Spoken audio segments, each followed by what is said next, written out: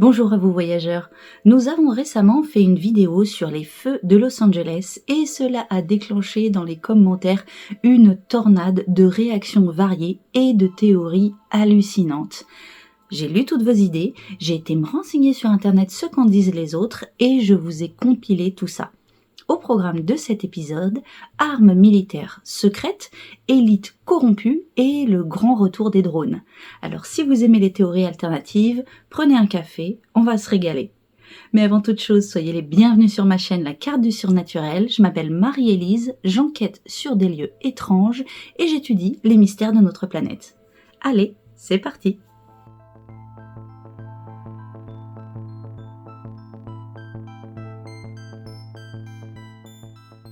La différence entre une théorie du complot et la vérité, c'est environ 12 mois. Je vais donner un petit disclaimer inversé en début de vidéo. Attention, pour effectuer ces recherches, j'ai tapé les termes théorie du complot. Je suis forcément tombée sur des articles qui débunkent ou démystifient les faits énoncés. Mais cela ne veut pas dire pour autant que tout est faux. Nous allons commencer par Klaus Schwab, qui, lors de son discours au sommet des gouvernements des Émirats arabes unis en 2015, prédisait « Los Angeles n'aura plus de voitures privées, uniquement des voitures automatiques, que l'on pourra commander comme un Uber et les routes se seront transformées en parcs. » L'idée derrière tout ça ? Tout raser pour tout recommencer. On parle alors d'un plan pour créer une Smart City, c'est-à-dire une ville intelligente, ou encore ce qu'on appelle une 15 Minutes City, une ville 15 minutes, c'est-à-dire où tout est à 15 minutes de distance grand maximum, une fois de plus pour réduire les problèmes de circulation et de pollution à Los Angeles. Est-il donc possible que ces feux aient été allumés volontairement pour faire place nette ? C'est ce que certaines personnes affirment, faisant un parallèle avec les incendies sélectifs du Chili et de Maui. Alors, qu'est-ce que c'est que cette histoire ? Je vous avoue que j'en avais jamais entendu parler, j'ai donc été voir. Dans les vidéos qui évoquaient cette possibilité, j'ai lu dans les commentaires la présence de microwave weapons, ce qui voudrait dire des armes à micro-ondes. Donc ce seraient des armes directionnelles qui n'auraient brûlé que en fait ce qui appartient à des personnes, des propriétés privées, des maisons et des voitures, mais qui auraient miraculeusement épargné certaines choses comme les palmiers par exemple. Et c'est une référence à un incendie qui a eu lieu en août 2023 à Maui, donc sur l'île de Maui qui est dans l'État américain de Hawaï. Des images circulent pendant cet incendie, soit des images complètement fausses, soit des images sorties de leur contexte pour en fait illustrer ce narratif des armes directionnelles avec des feux sélectifs. On voit généralement des rayons de lumière qui semblent venir du ciel et atterrir sur la terre comme pour provoquer un incendie, un feu. Ça avait été débunké, ou en tout cas il y avait des gens qui avaient dit qu'effectivement ces images n'avaient rien à voir, que notamment on voyait des décollages de fusées, que c'était donc même pas lié à cet événement, mais en tout cas lors des feux de Los Angeles, cette histoire qui avait déjà alimenté nombre de théories conspirationnistes est revenue sur le devant et on a à nouveau entendu reparler dans les commentaires sur ces vidéos de ces fameuses armes directionnelles. Il faut savoir cependant que ce genre d'armes, a priori, ça existe. Donc je vais vous lire. Les armes à énergie dirigée, Directed Energy, DI, exploitent la puissance du spectre électromagnétique pour permettre aux aviateurs de frapper des cibles critiques de manière efficace et économique à la vitesse de la lumière. Et c'est bien le ressort le plus fascinant des théories du complot, c'est que parfois dans la masse d'informations qui est donnée, eh bien il y a des choses qui sont vraies. D'où l'intérêt de garder un œil dessus. Et une des preuves que ces armes directionnelles auraient été utilisées, c'est qu'à Maui en tout cas, les objets de couleur bleue n'auraient pas été touchés, n'auraient pas été incendiés. Ou à défaut, n'auraient juste pas brûlé. Alors, du coup, j'ai fait des recherches à Los Angeles, j'ai trouvé une voiture rouge intacte, une poubelle jaune intacte, une bouche d'incendie bleue et jaune intacte, Mais concernant les objets bleus à Los Angeles, ça aurait été débunké. Bon, il y a quand même des gens qui ont fait des recherches approfondies pour prouver que c'était faux et que ça a été débunké. Ça me fait un peu marrer parce que finalement, les théories du complot occupent autant les complotistes que les rationalistes qui prennent quand même du temps pour aller prouver que non, c'est pas vrai. Il n'y a pas que des objets bleus qui n'ont pas brûlé. C'est vrai qu'il y a des endroits qui ont été brûlés et pas d'autres, sans qu'on puisse vraiment trouver cela très logique. Mais c'est aussi tristement la loi du feu qui parfois brûle certaines choses et en contourne d'autres. Un vrai problème qui se pose par contre, c'est celui des assurances. Parce que là, dans le cas de Los Angeles, on parle quand même de 150 milliards de dollars de pertes. Ces pertes étant a priori inassurables, en fait, les assurances ne vont pas pouvoir rembourser autant de pertes. Et justement, en parlant des assurances, beaucoup de personnes affirment que certaines clauses concernant le feu et les feux de maison, en fait, ont été annulées juste avant la catastrophe par les assurances. Alors ça, si c'est vrai, c'est complètement fou, en fait. Déjà, c'est affreux, en fait, de la part des assurances, de faire sauter des assurances feu, surtout dans un endroit comme la Californie, où effectivement on savait que Los Angeles était prompt à prendre feu régulièrement. C'était pas le premier feu, c'est le plus dévastateur jusqu'à maintenant, mais c'était un risque connu. On sait aussi que le système d'assurance aux États-Unis est extrêmement cher, et si il y a des contrats qui ont été annulés juste avant cette catastrophe, c'est pour le moins terrible, voire suspect. L'acteur Mel Gibson, qui lui-même a perdu une maison à Los Angeles, donc il a la décence déjà lui au moins de dire j'ai perdu une maison, j'ai pas perdu ma maison, et dont le fils apparemment est aussi pompier volontaire à Los Angeles, a donné un interview à la télévision où il semble suggérer à mi-mot et de façon un peu retenue mais qui semble là aussi assez étrange ou assez suspecte que ces feux pourraient peut-être être intentionnels. Il parle aussi d'ailleurs de la pénurie d'eau qui a visé les pompiers pendant leurs interventions, les empêchant en fait de faire leur travail correctement. Il n'a pas parlé d'ailleurs qu'à la télévision, il a aussi parlé sur le fameux Joe Rogan Experience, qui est en fait un talk show, une sorte de radio ouverte avec des gens qui passent, avec le présentateur Joe Rogan. Alors, on en pense ce qu'on veut, effectivement, de Mel Gibson, mais en tout cas, il a eu le mérite de discuter un peu et de proposer quelque chose, ce qui n'a pas été le cas du président Joe Biden, qui a quand même eu l'audace, ou en tout cas l'impolitesse, d'annoncer la naissance d'un de ses petits-fils pendant la conférence de presse donnée sur les feux de Los Angeles. Donc là, on peut dire que côté américain, la communication concernant ces événements n'a pas été super bien maîtrisée. Et en parlant de maîtrise de la communication, la gestion du narratif sur les théories du complot semble avoir été aussi quelque chose d'important, puisque en même temps que ces événements étaient en train d'arriver, Mark Zuckerberg, le très fameux PDG de Meta, a annoncé le changement d'une fonctionnalité sur Facebook. Cette fonctionnalité, c'était le fact-checking. Alors en fait, le fact-checking, c'est lorsqu'il y a une équipe dédiée pour vérifier la véracité des informations et notamment de tout ce qu'on appelle les théories du complot, le conspirationnisme et tout ça. Mark Zuckerberg, prenant l'exemple de X et donc de ce que Elon Musk pratique, a décidé que désormais cela sera en quelque sorte surveillé et géré par des notes communautaires. Alors des notes communautaires, c'est-à-dire qu'à la différence que cela soit une équipe dédiée pour débunker ce qui est affirmé, ce seront directement les utilisateurs du réseau social qui ajouteront des choses en mettant leur avis et potentiellement en mettant des drapeaux rouges, des red flags, et en disant attention, ça n'a pas été prouvé, ou attention, cette affirmation est un peu dangereuse, etc., etc.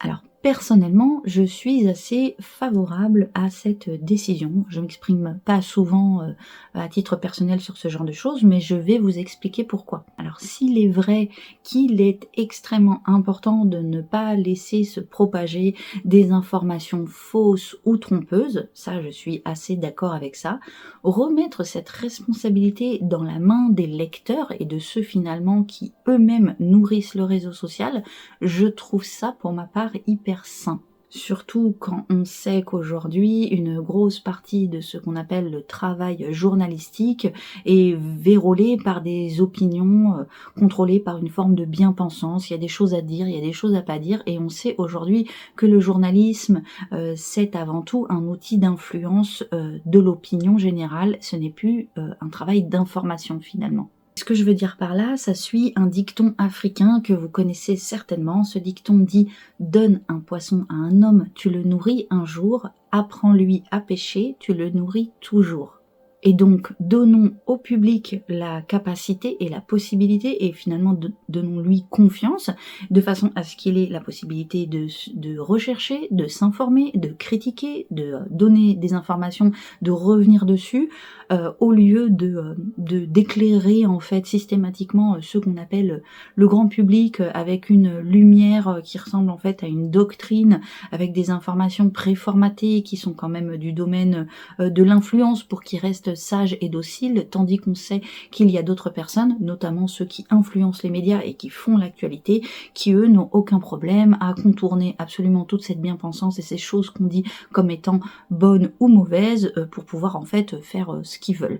Donc moi je suis plutôt favorable au fait que chacun se fasse son idée, certes en faisant attention à ne pas manipuler à l'inverse les gens avec des informations fausses, mais qu'en tout cas qu'on laisse à chacun la responsabilité des recherches et des choses qu'il veut croire finalement et où qu'il veut savoir. Voilà, c'est fini, c'était juste ma petite parenthèse sur le sujet, d'autant qu'aujourd'hui je me permets de parler de thèses conspirationnistes, donc voilà, au moins je donne mon avis sur le sujet. Et d'ailleurs, je serais curieuse de lire votre avis à vous sur ce sujet dans les commentaires, n'hésitez pas, ça m'intéresse. Mais on continue sur les théories alternatives concernant ces fameux feux de Los Angeles. Donc une des théories les plus anecdotiques mais aussi les plus intéressantes que j'ai trouvées s'intitulait « Est-ce que ChatGPT est responsable des feux de Los Angeles ?» Alors non seulement j'étais sur ma recherche pour cette vidéo, mais en plus j'ai trouvé le titre assez intelligemment accrocheur, donc j'ai été fouiller. Qu'est-ce que ça veut dire ? On parle ici du fait qu'une étude a annoncé que lorsque l'on pose entre 10 et 30 questions à ChatGPT, ce que vous avez peut-être déjà fait, cela consomme l'équivalent d'une petite bouteille d'eau. Expliqué plus clairement, cette eau sert à refroidir les serveurs, les énormes data centers qui tournent en permanence à la fois pour répondre à vos questions, mais aussi pour entraîner en permanence l'intelligence artificielle de façon à ce qu'elle devienne plus performante. Et là, le lien était fait avec la pénurie d'eau qu'ont rencontré les pompiers lors de leurs besoins pour éteindre les feux à Los Angeles. Alors j'ai cherché autant que je pouvais sur ce sujet précis et j'ai pas eu de réponse concluante, mais je vais vous lire ce que j'ai trouvé. Les centres de données utilisés par OpenAI, qui alimentent les services comme ChatGPT, sont principalement hébergés sur l'infrastructure cloud de Microsoft Azure. Microsoft Azure possède des centres de données répartis dans le monde entier, mais les emplacements spécifiques des serveurs utilisés par OpenAI ne sont pas publiquement divulgués. Selon les informations disponibles, Microsoft exploite des centres de données dans plusieurs régions des États-Unis, notamment en Virginie, au Texas, en Californie et dans l'État de Washington. Donc j'ai essayé d'approfondir, effectivement dire que ChatGPT était directement responsable de la pénurie d'eau, a priori n'ayant pas de preuve que les data centers sont à Los Angeles, je ne peux pas avancer sur cette théorie, mais surtout d'après ce que j'ai lu, même si forcément les informations qui sont données par les entreprises qui exploitent les intelligences artificielles sont dithyrambiques, évidemment, sur leur service et sur le fait qu'ils font très attention à la préservation de l'environnement. A priori, ils ne seraient pas dans des centres-villes, ils seraient un peu à l'écart, donc ça n'affecterait pas les grandes villes. C'est les informations que j'ai trouvées. Donc, bien que le titre de ce short était a priori génial, attribuer à ChatGPT la pénurie d'eau pour les incendies de Los Angeles, c'est pas un lien direct et évident. Et puis surtout, il faut absolument se remettre en contexte. La superficie qui a brûlé, c'est l'équivalent de la ville de Paris, ça a peut-être maintenant dépassé même la taille de la ville de Paris, et il faut quand même imaginer que les pompiers, en fait, ont dû se brancher sur toutes les bouches d'incendie disponibles et tirer un maximum d'eau pour, en fait, conscrire ce feu et en faire le tour et essayer d'arrêter avec des tonnes, des litres et des litres et des litres d'eau qui ont été tirés. Donc, il est aussi possible, je ne sais pas exactement comment ça se passe, mais c'est ce qui est expliqué dans les articles, que à force de tirer pendant une semaine consécutive sur les réserves d'eau, bien qu'il y ait eu des problèmes d'accès, le temps de en fait remettre les pompes en service, d'avoir toute l'eau disponible, ça a certainement créé un énorme problème logistique aussi pour eux.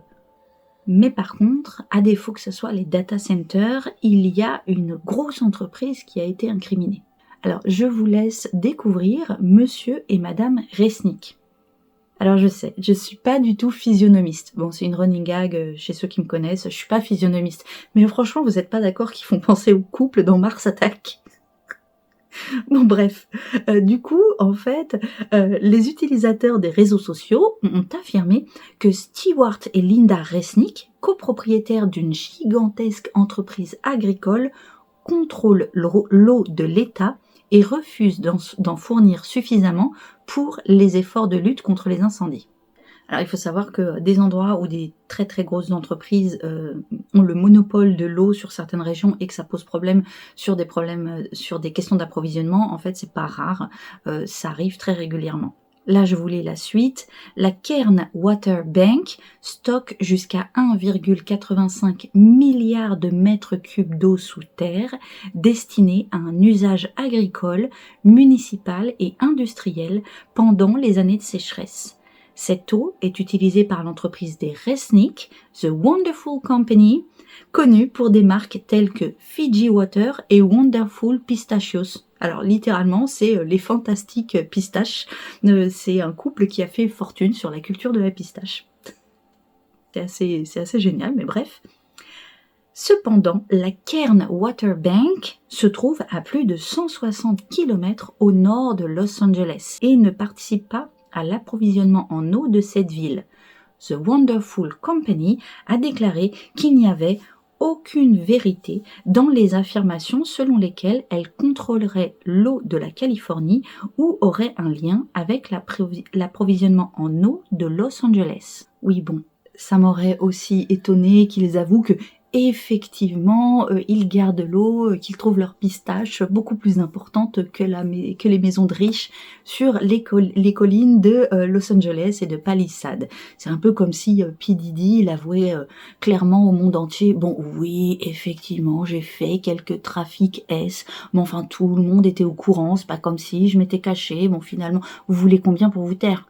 Non, mais on sait bien qu'ils vont pas avouer, on sait. Et puis, évidemment, du coup, on y revient. P. Diddy est revenu sur le devant de la scène, ou en tout cas ce qu'on appelle l'affaire P. Diddy. On en a parlé largement dans la vidéo précédente. Je vous laisse regarder si vous voulez mettre à jour les infos. Et tout le monde a dit qu'en fait, évidemment, la P. Diddy Mansion, c'est-à-dire le palais P. Diddy, sa grande maison, allait brûler pour effacer les traces. Bon, sauf que, comme on l'a expliqué dans la vidéo, sa maison n'était absolument pas proche des deux grands foyers de feu, donc le Eaton Fire et le Palisade Fire.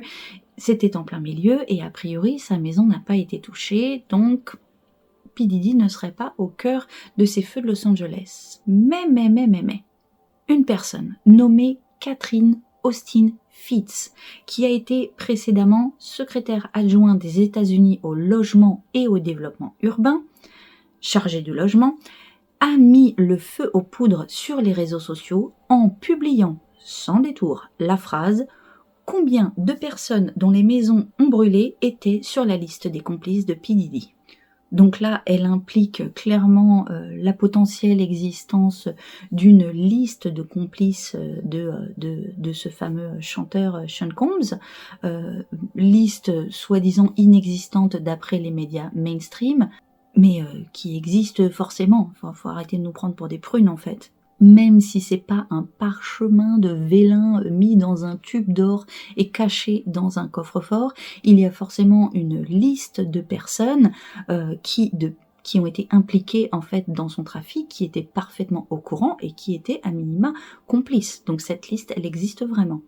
Et Catherine Austin Fitts va plus loin, elle évoque des feux provoqués, selon elle, depuis le ciel ou des plateformes suborbitales. Alors là, franchement, elle y va pas par quatre chemins, elle est directe sur sa théorie.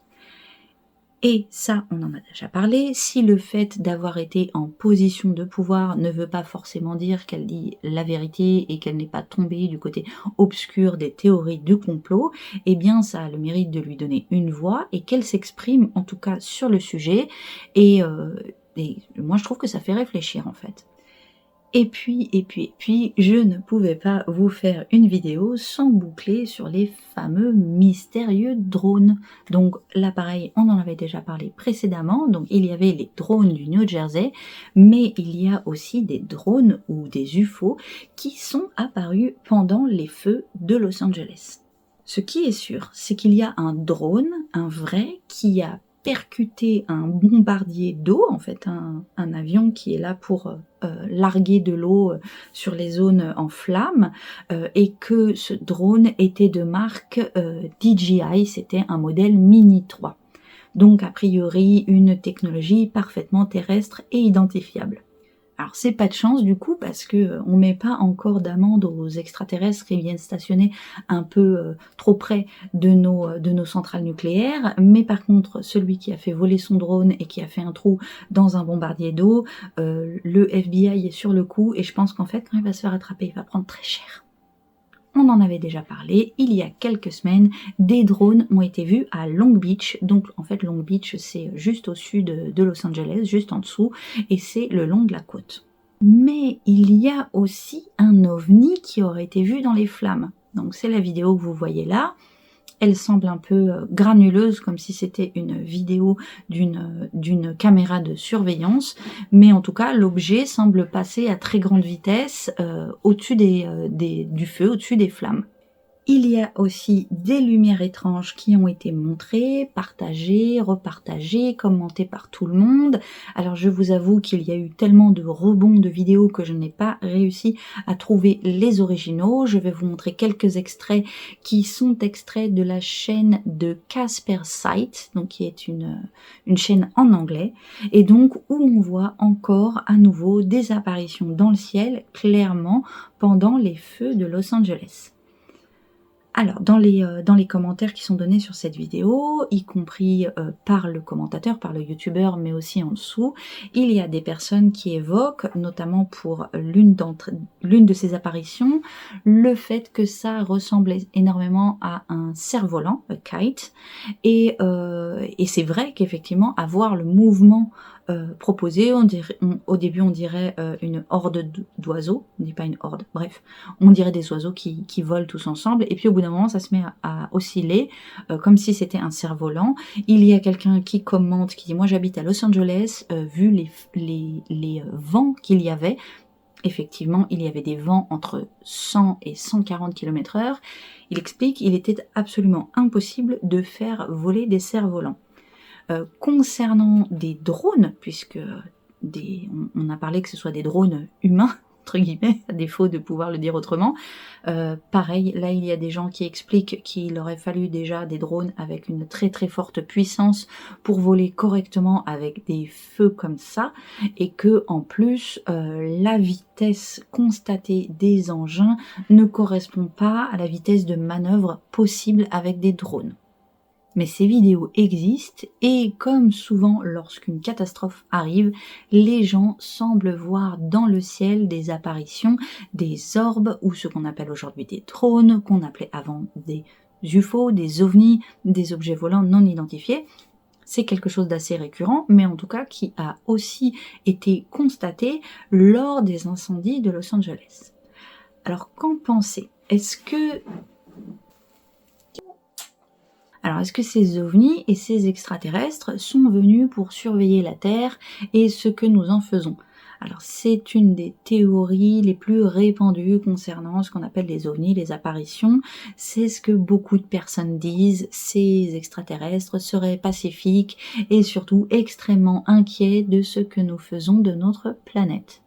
Après, on peut aussi se demander s'ils n'auraient pas des intentions plus maléfiques et surtout la capacité à déclencher des feux directionnels, en fait à déclencher des feux très précis avec des formes d'armes directionnelles.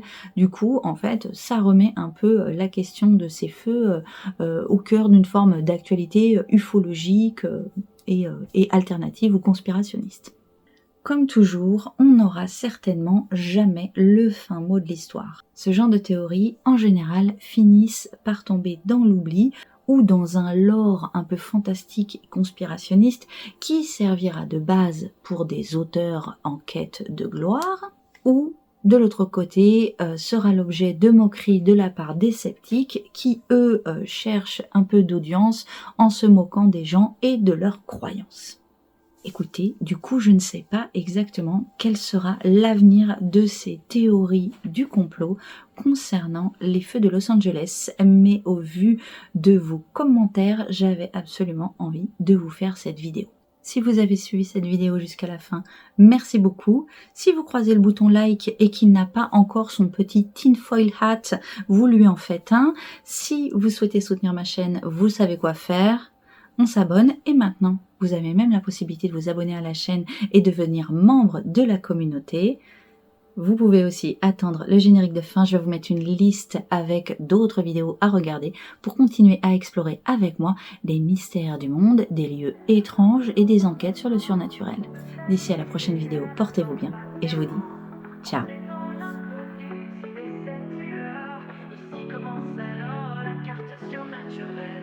Des énigmes perdues sous les yeux oubliés, des lieux silencieux que nul n'a effleurés, là où l'invisible se mêle au réel, plongeons au cœur de la carte surnaturelle.